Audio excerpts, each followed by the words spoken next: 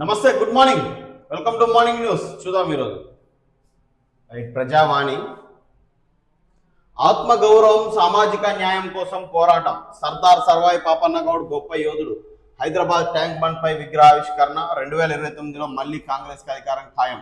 BRS లో సొంత వాళ్ళకు పదవులు ఇవ్వలేదు, ఉద్యమకారులను గుర్తించి ఆదుకుంటున్నాం. విగ్రహావిష్కరణ సభలో సీఎం రేవంత్ రెడ్డి. ఇక ఏం మాట్లాడదాం దీని మీద మనం. ఇప్పుడు గొప్ప యోధుని విగ్రహావిష్కరణ 376వ జయంతి వేడుకల ఘనంగా నిర్వహించి విగ్రహాన్ని ఓపెన్ చేసి అంత బాగానే ఉంది. మంచి మంచి మంచి అది మంచి సభ, మంచి కార్యక్రమం. ఆయన త్యాగాలకు, ఆయన పోరాటాన్ని స్ఫూర్తిగా తీసుకొని మనం కూడా ఇప్పుడు పోరాడాల్సిన అవసరం ఉంది. యువత ఇంత గొప్ప కార్యక్రమంలో ఏం చేస్తున్నారు వాళ్ళు చూద్దాం.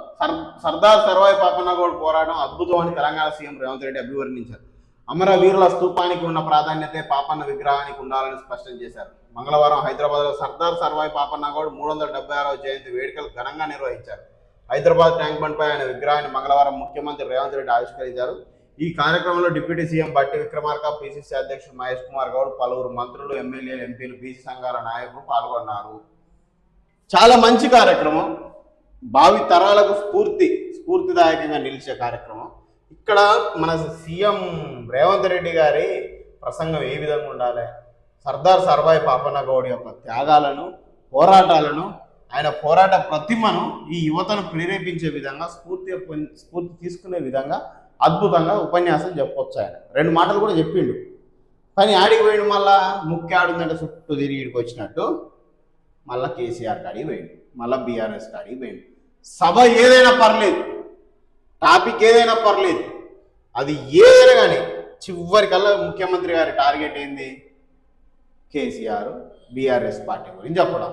సర్దార్ సర్వాయి పాపన్న 376వ జయంతి సందర్భంగా ట్యాంకు బండ్ మీద విగ్రహావిష్కరణ చేస్తున్నప్పుడు నువ్వు ఏం చెప్పాలి, ఏం మాట్లాడాలి? ఆయన పోరాట పటిమ గురించి యువకులకు స్ఫూర్తినిచ్చే విధంగా, మోటివేషనల్గా వాళ్ళు మంచి మాటలు చెప్తే సభకు అందం. ఎక్కడ బీఆర్ఎస్, ఎక్కడ కేసీఆర్, వాళ్ళు ఏం చేసిర్రు, మీరేం చేస్తారు, ఎంత సోది. అరే రోజు చెప్పి చెప్పి చెప్పి ఇటు నాకే ఆశకు వస్తుంది, మీకెందుకు ఆశకు రావట్లేదు నాకు అర్థం కావట్లేదు. అరే ఏ సభ పెట్టు, అరే ఇంట్లోనన్నా నిద్రపోతుర్రా, ఇంట్లోనన్నా తిండి గురించి, మీ జీవితాల గురించి, చుట్టాల గురించి, పట్టాల గురించి మాట్లాడుకుంటుర్రా? కేసీఆర్ బీఆర్ఎస్ భజనైనా ఏ పని చేయి, బీఆర్ఎస్ వాళ్ళు అట చేసిర్రు, కేసీఆర్ అట చేసిండు, ఇట చేసి. అరే మీ ఉనికి ఎక్కడుంది?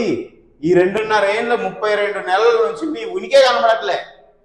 వాళ్ళ ధ్యాస లేకుండా అసలు నేను ఒక ఆర్టీఐ వేద్దాం అనుకుంటున్నా. కాంగ్రెస్ ప్రభుత్వం ఏర్పడ్డ కాంచెల్లి ఇప్పటి వరకు పబ్లిక్ డొమైన్లో సభలలో కానీ, కార్యక్రమాల్లో కానీ ముఖ్యమంత్రి గారు ఇచ్చిన స్పీచ్లలో వితౌట్ కేసీఆర్, వితౌట్ బీఆర్ఎస్ ఏదైనా స్పీచ్ ఉందా అని ఒక ఆర్టీఐ వేద్దామని అనుకుంటున్నా. ఎన్ని సభా కార్యక్రమాలు ఏర్పాటు చేశారు, దాంట్లో ఎన్ని గత తాలూకా ముఖ్యమంత్రి ప్రతిపక్షం మాట ముచ్చట లేకుండా స్వచ్ఛంగా వీళ్ళ పార్టీ గురించి, వీళ్ళు చేసిన మంచి పనుల గురించి, వీళ్ళ విధి విధానాల గురించి మాట్లాడిన సభ ఏదైనా ఉందా అని అర్థం అనుకుంటున్నాను. మొత్తుకొని నాకే నోరు వస్తుంది, ఇజ్జత్ అనిపిస్తుంది. రేవంత్ రెడ్డి మీటింగ్ పెట్టిండు అంటే ఇక ఏం మాట్లాడతాడో ముందే అర్థమైపోతుంది. ఎంతసేపున్నా కేసీఆర్ తిడతాడు, బీఆర్ఎస్ తిడతాడు, ఈ ప్రజలను పట్టించుకోడు, ఇదే కథ అన్నట్టు క్లియర్గా అర్థమైపోతుంది. అరే నువ్వు చేసే పని చెప్పు, రేపు చేయాలనుకుంటున్నా చెప్పు, మధ్యలో మళ్ళీ కేసీఆర్ చుట్టూ ఎందుకే? మళ్ళీ ఆయన అంత చేసిండు, ఇంత చేసినట్టు పోనీ చూపిస్తావా మా కళ్ళకంటే అది లేదు. నోటి మాటలతోటే పబ్బం గడుపుతుంది 32 నెలల నుంచి. వాళ్ళది బయటికి తీసింది లేదు, చూపెట్టింది లేదు. ఏమైనా మీ నోటి మాటలలో అవినీతి తప్ప బయట అవపడట్లేదు. వాళ్ళది ఏం చేయాలి? ప్రజలు విని విని విని బోర్ పడుతుంది మాకు మీ స్పీచ్. అయ్యా ముఖ్యమంత్రి గారు, అయ్యా ముఖ్యమంత్రి రేవంత్ రెడ్డి గారు, మీరు చెప్పే స్పీచ్ విని బోర్ కొడుతుంది, చెవులు వస్తున్నాయి. 32 నెలల నుంచి మీ స్పీచ్లో కేసీఆర్, బీఆర్ఎస్ ప్రతిపక్షం తప్ప ఇంకో మాట లేదు. అది ఇని బోర్ పడుతుంది నాకు టీవీ ముందట. ఏం చేయాలి? నాకు పిచ్చిలేస్తుంది. రేవంత్ రెడ్డి స్పీచ్ వినాలంటే పిచ్చిలేస్తుంది. ఏముంటుంది?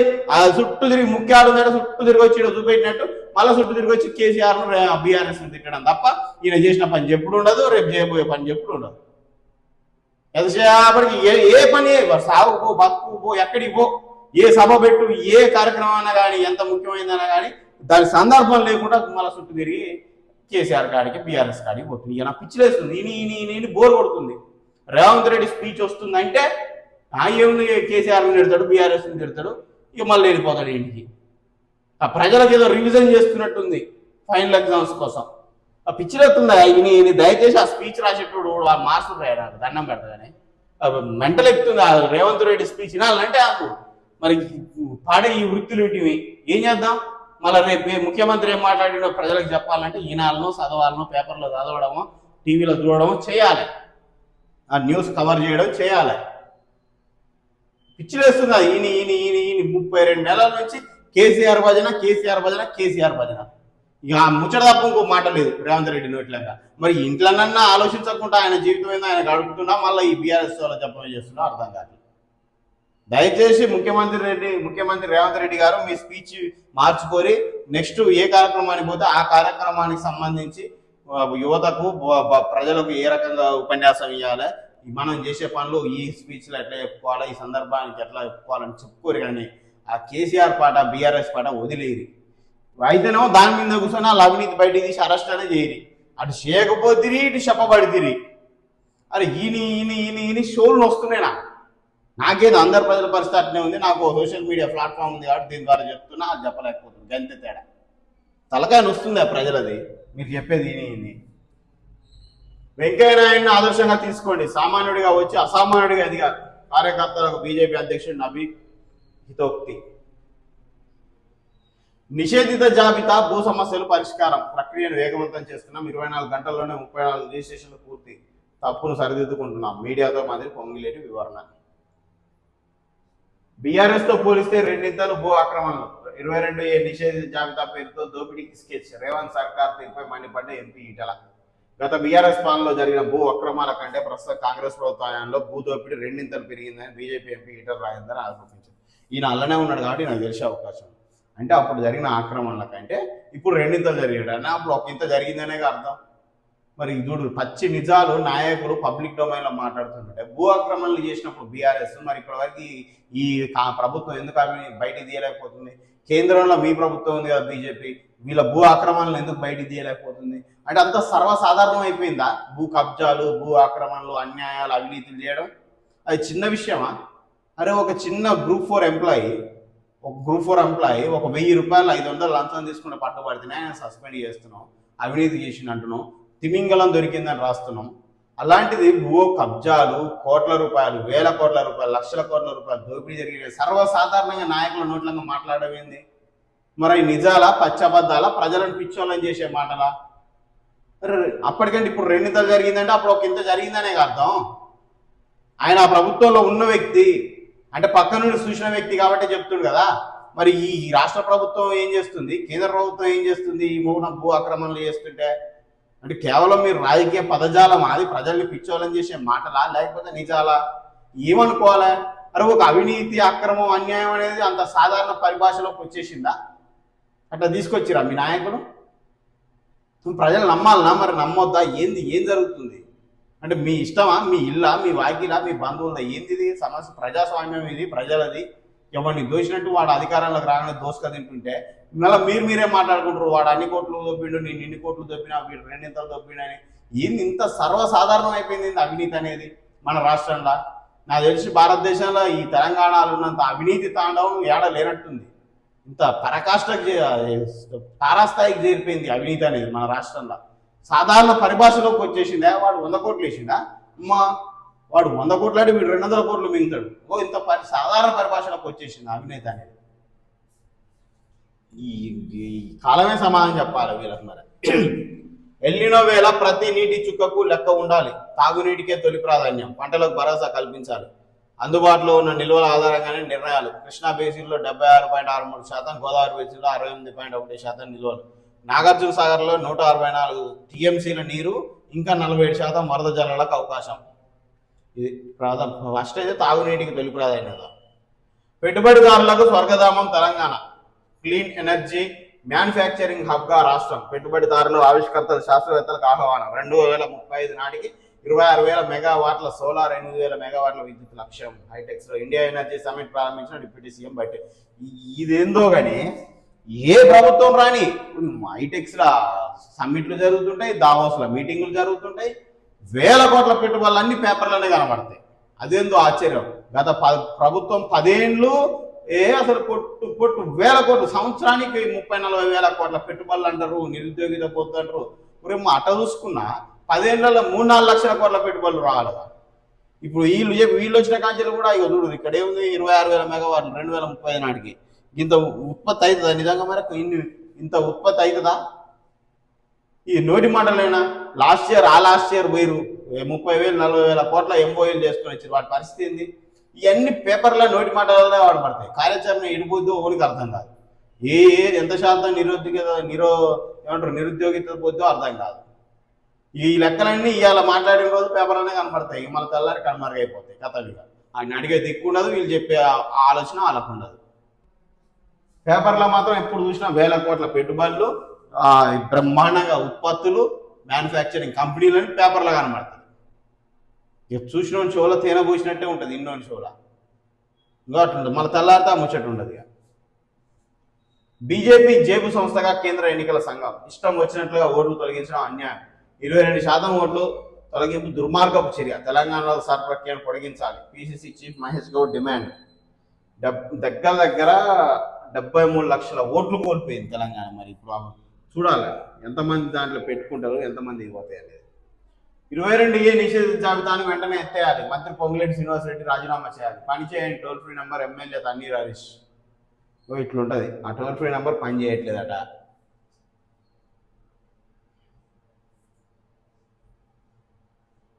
వందే మాతరం అంటే కాంగ్రెస్ కు భయం మండి. కాంగ్రెస్ అగ్రనేతలు సోనియా గాంధీ, ఖర్గే తీరుపై ప్రతి భారతీయుడు ఆశ్చర్యానికి లోనవుతున్నారు. కేంద్ర మంత్రి బండి సంజయ్ అన్నారు, స్వాతంత్ర వేడుకలు వందే మాత్రం ఆలపించకుండా అడ్డుకోవడం దురదృష్టకరమన్నారు. వందే మాత్రం ఆలపించడాన్ని చూసి ఒకప్పుడు బ్రిటిష్ వాళ్ళు భయపడ్డారని, ఇప్పుడు కాంగ్రెస్ పార్టీ భయపడుతుందని ఎద్దేవా చేశారు. బ్రిటిష్ వాళ్ళకు కాంగ్రెస్ నాయకులకు మధ్య తేడా కనిపించడం లేదన్నారు. ఈ దేశంలో కాంగ్రెస్, ఎంఐఎం మాత్రమే వందే మాత్రాన్ని వ్యతిరేకిస్తున్నాయని ఆ రెండు పార్టీలకు బుద్ధి చెప్పాలన్నారు. వందే మాత్రాన్ని వ్యతిరేకించిన వాళ్ళకు బుద్ధి చెప్పురు, కానీ ఇక్కడ కడుపులు గాలి ఆకలితోటి మలమల మసిలిపోతున్నాయి పేద జీవితాలు. ఫస్ట్ వాళ్ళని బాగు చేయాలి. మీ కుల రాజకీయాలు, మత రాజకీయాలు, మభ్యపెట్టే రాజకీయాలు బంద్ చేసి ఆకలితోటి, అర్ధాకలితోటి, ఇంకా కరెంటు లేని ప్రాంతాలు ఈ దేశంలో 80 ఏళ్ల స్వతంత్ర భారతంలో బస్సు లేని గ్రామాలు ఇంకా వేల కొద్ది ఉన్నాయి. దయచేసి వాటిని బాగు చేసే దిశగా మీ ప్రయాణం మొదలుపెట్టి, ఇంకా మీ మతాలు చెప్పుకుంటా, కులాలు చెప్పుకుంటా, సున్నితమైన విషయాలలో గొడవలు తెచ్చుకుంటా మీ కులగజ్జి మతగజ్జి రాజకీయాలు బంద్ చేయరు. అరే గ్రామాల కొంటి ఇంకా బస్సులు లేవు, అది సిగ్గుపడాలి. 80 ఏళ్ళు భారతదేశాన్ని పరిపాలించిన నాయకులు సిగ్గుపడాలి. మాదో బతుక, మేము నాయకులమా, మాదో ప్రభుత్వాలా అని. ఇప్పటికీ 80 ఏళ్ళ స్వతంత్ర భారతంలో కరెంటు లేని గ్రామాలు ఉన్నాయి, బస్సులు లేని గ్రామాలు ఉన్నాయి, ప్రభుత్వ స్కూళ్ళు అధ్వానంగా ఉన్న గ్రామాలు ఉన్నాయి, ప్రభుత్వ వైద్యం అందని గ్రామాలు ఉన్నాయి. మీయో బతుకులా, మీదో పరిపాలన అని మీరే సిగ్గుపడాలి. 80 ఏళ్ళ నుంచి పరిపాలిస్తున్నాం మన పార్టీలు, మనం కాకపోతే వాళ్ళు కాకపోతే మనదో బతుక అని అద్దంలో ఎదురుగా నిలబడి మీ ముఖాన మీరు ఉంచుకోవాలి. 80 ఏళ్ళ నుంచి భారతదేశాన్ని పరిపాలించిన తప్పు లేదల్లా. సిగ్గుతోని అద్దంలో చూసుకుంటాం మీ ముఖాన మీరు ఉంచుకోవాలి. మాట్లాడాల్సి వస్తుంది ఇలాంటి పదజాలం. ఎందుకంటే 80 ఏళ్ళ స్వతంత్ర భారతంలో ఈ రోజుకు ఏదో ఒక అంశం గురించి పనికి మాలిన గొడవలు తప్ప మరి పట్టించుకుంటుందా ప్రజల్ని ప్రభుత్వం? గ్రామాలకు బస్సు సదుపాయాలు ఉన్నాయా, రోడ్డు సదుపాయాలు ఉన్నాయా, ప్రభుత్వ విద్యాలయాల్లో వాష్రూమ్స్ ఉన్నాయా, ప్రభుత్వ వైద్యశాలలో అన్ని సదుపాయాలు ఉన్నాయా? ఈ సోయి ఉందా? వీటి గురించి ఏమైనా ప్రభుత్వం మాట్లాడిందా? వీటి గురించి ఏమైనా డిబేట్లు చేస్తుందా? సున్నితమైన విషయాలను పట్టుకొని మత రాజకీయాలు, కుల రాజకీయాలు, భేదాభిప్రాయ రాజకీయాలకు పెద్దపీట వేసుకుంటా, మత కల్లోలాలను సృష్టించుకుంటా వెనకంగా ఈ దొంగ రాజకీయాలు చేసి మీ పబ్బాలు గడుపుకోవడం తప్ప మీరు ఈ దేశాన్ని బాగు చేయాలన్న చిత్తశుద్ధి ఎవరికన్నా ఉందా? ఈ 80 ఏళ్ళ పాలించిన వాళ్ళకు లేదు. ఎందుకంటే మీరు చదువుకున్న సన్యాసులు కాదుగా. చదువుకోని సన్యాసులు పరిపాలిస్తే గిట్టనే ఉంటుంది. చదువు మీన్స్ జ్ఞానం. మీకు జ్ఞానం లేదు కాబట్టి మీ బతుకులు గిట్టనే తగలబడతాయి, మీ పరిపాలన గిట్టనే తగలబడుతుంది. మీకు చిత్తశుద్ధి లేదు కాబట్టి గిట్టనే తగలబడతాయి. 80 ఏళ్ళ స్వతంత్ర భారతంలో ఇప్పటికీ మీరు కులగజ్జి, మతగజ్జి, ఈ సున్నితమైన విషయాల గురించి రాజకీయాలు చేసి పబ్బం గడుపుతున్నారు కాబట్టి ఈ దేశ పరిస్థితి గిట్ట తగలబడ్డది. ఏ గ్రామానికైనా పోయి చూడు, అక్కడ ఎట్లున్నాయి జీవితాలు పేదలై. దానికి కారణం మీ రాజకీయ నాయకులే కదా, 80 ఏళ్ళ నుంచి పాలించిన వాళ్ళే కదా, దొంగ పాలకులే కదా, అవినీతి పాలకులే కదా. పక్క దేశాలు ఎట్లా డెవలప్ అయినాయి, మన దేశం ఎట్లా తగలబడ్డది? ఈ అవినీతి వల్లనే కదా ఇంత కాడికి వచ్చింది మన దేశ పరిస్థితి. ఇది ఇప్పటికైనా అసలు బంద్ చేయరు. ఇప్పుడు జెన్జీ జమానా వచ్చేసింది, ప్రతి దాన్ని భూతద్దంలో పెట్టి సోషల్ మీడియాలో పెట్టి ప్రశ్నించడం మొదలుపెట్టింది. కనీసం ఇప్పుడైనా మీ మీ కుళ్ళు రాజకీయాలు, మీ మూసధోరణి రాజకీయాలు బంద్ చేయరు. అసలు ఇప్పటికన్నా అభివృద్ధి దిశగా ప్రయత్నం చేద్దామని మొదలుపెట్టి సంపాదించుకున్న కాడికి చాలు. మీ అవినీతి పరాకాష్ట పాపం మండే రోజు వచ్చింది, అక్కడి వరకు దాచుకొని ఇప్పటి నుంచైనా మంచిగా పనిచేయరు. ఈ కుల మత రాజకీయాలు సున్నితమైన విషయాలల్లో ఈ రాజకీయాలు బంద్ చేయరు. ఇక దయచేసి దేశ అభివృద్ధి కోసం ప్రయత్నించరు.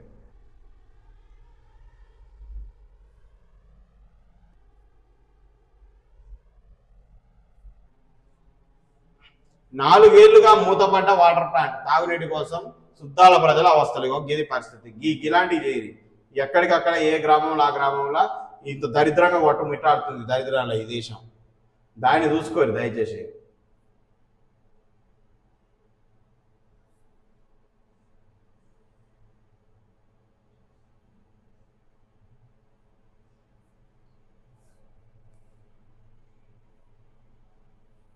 నాకు రక్తాన్ని ఇవ్వండి, స్వాతంత్రాన్ని ఇస్తా.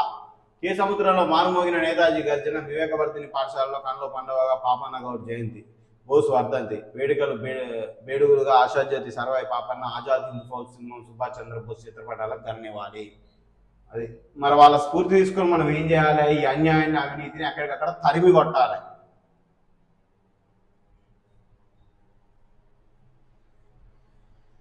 ఊకనే విగ్రహ ఆవిష్కరణలు చేసి జెండాలు కప్పి దండాలు కప్పి జెండాలు పెట్టి దండాలు పెట్టగానే కాదు. వాళ్ళ స్ఫూర్తిని తీసుకోవడం అంటే, సర్దార్ సర్వాయి పాపన్న గౌడ్ జీవితాన్ని స్ఫూర్తి తీసుకోవడం అంటే, ఇప్పుడు మన కళ్ళ ముందు కనబడుతున్న ప్రతి అన్యాయాన్ని ఎదిరించుకుంటూ పోవాలి, ఎక్కడికక్కడ నిలదీయాలి.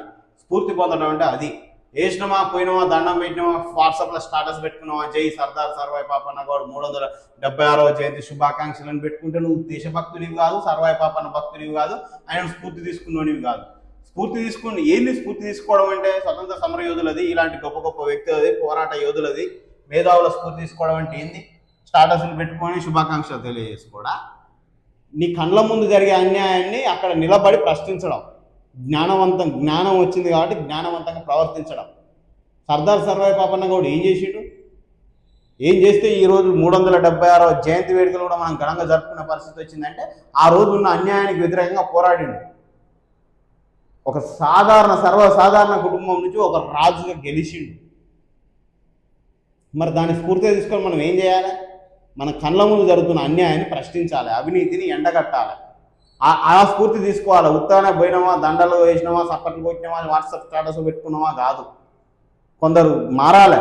యువత ముఖ్యంగా మన వాట్సాప్ స్టాటస్ల కోసమే కాకుండా మనం ఏం చేస్తున్నాం, ఏం ప్రశ్నిస్తున్నాం, ఎక్కడ నిలదీస్తున్నాం, ఎక్కడ అన్యాయాన్ని ఎదిరిస్తున్నాం, ఆ ధైర్యం తెచ్చుకోవాలి. వాళ్ళని స్ఫూర్తి పొందడం అంటే చేయాల్సిన పనులు. వాళ్ళ ఫోటోలు స్టాటస్లు పెట్టుకొని శుభాకాంక్షలు తెలియజేసుకోవడం కాదు. ఆడ కనబడుతున్న అన్యాయాన్ని ప్రశ్నించడం. ఎందుకు ఇట్లా జరుగుతుంది, ఈ సిస్టమ్ ఎందుకు ఇట్లా ఉన్నది, ఇట్లా కాదు కదా ఉండాల్సింది, ఇట్లా కదా ఉండాల్సింది అని తెలిసిన వాళ్ళు అడగడం. నలుగురికి ఆ జ్ఞానాన్ని పంచడం, ఆ అవగాహనని కల్పించడం, అది స్ఫూర్తి పొందడం అంటే. ఇంకనే దండలు వేసి సప్పర్లు కొట్టి స్టాటస్లు పెట్టుకోగానే మీరు ఆయన భక్తులు అయిపోతారా? ఆయన స్ఫూర్తి తీసుకున్నట్టయితుందా? యువత ధోరణి మారాలి. రాజకీయాల్లోకి వస్తున్న వాళ్ళు కూడా వాళ్ళ పందా మార్చుకోవాలి. మూస ధోరణి రాజకీయాలు వదిలేయాలి. దయచేసి అన్యాయం మీద ఎదురు తిరగాలి, ప్రశ్నించాలి. దానికి అక్కడికక్కడ అరికట్టే ప్రయత్నంగా మన ప్రయత్నం ఉండాలి. అప్పుడు మనం వీళ్ళందరినీ స్ఫూర్తి తీసుకున్నట్టు. నిజంగా నిన్న ముఖ్యమంత్రి గారు విగ్రహావిష్కరణ చేశారు కదా, దానికి అర్థం ఏంది? అంత గొప్ప వ్యక్తి, పోరాట పటిమ, ఆయనకు అంత కీర్తించబడ్డాడు కదా. మరి దాన్ని మనం స్ఫూర్తిగా తీసుకొని ఏం చేయాలి? అన్యాయాన్ని ప్రశ్నించాలి. అట్టట్ట జరుగుతుంది అన్యాయం, చాలా జరగకూడదు. ఇప్పుడు జంజీ జమానా, నువ్వు ఈ 80 ఏళ్ల స్వతంత్ర భారతంలో కూడా ఈ అన్యాయం అంటే జరుగుతుందని ప్రశ్నించే ధైర్యం తెచ్చుకోవాలి. అది సర్దార్ సర్వాయి పాపన్న గౌడ్ స్ఫూర్తి అంటే. దయచేసి యువత, ఉద్యోగులు, నిరుద్యోగులు, జ్ఞానవంతులు అందరూ ఈ దిశగా ఆలోచించాలి. మనం కొందరు గొప్ప వాళ్ళని స్ఫూర్తిగా పొందుతున్నాము అంటే వాట్సాప్ స్టాటస్ల కోసం కాదు. వాళ్ళు ఏ పందాలు నడిచిర్రు, ఎలాంటి అన్యాయాన్ని ఎదిరించారు, అంతకంటే దుర్మార్గంగా తయారైంది ఇప్పుడు అన్యాయం. ఆ అన్యాయాన్ని ఎదిరించాలి. మనం ఎదిరిస్తే భావితరాలు మంచిగా ఉంటాయి. వాళ్ళు ఎదిరించారు కాబట్టి మనం ఇంత మాత్రం ఉన్నాం. ఇవాళ మనం ఎదిరించకపోతే ఇంతకంటే ఘోరమైన పరిస్థితుల్లో భావితరాలు ఉంటాయి. ఇవాళ మనం ఎదిరిస్తే వాళ్ళు కొద్దిగా బాగుపడే అవకాశం ఉంటుంది. కాబట్టి దయచేసి అందరూ ఇలాంటి వీర పోరాట చరిత్ర కలిగిన వాళ్ళందరినీ స్ఫూర్తి తీసుకొని ప్రస్తుతం సమాజంలో ఉన్న అన్యాయాన్ని ఎదిరించాలి. ఆ దిశగా మన ప్రయాణం అందరిది మొదలు కావాలి.